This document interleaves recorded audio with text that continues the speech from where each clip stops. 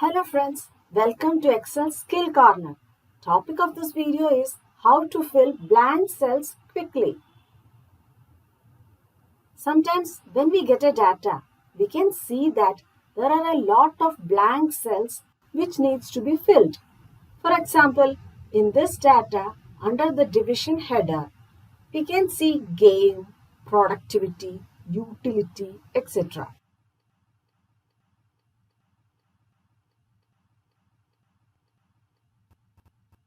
Likewise, we can see blank cells under the date header too. What we require is to fill these cells with the data which is lying in a row above these cells. Usually, we select these cells and use Ctrl D, which will fill these cells.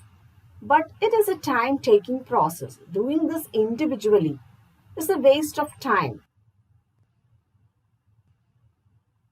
We have a simple option for this.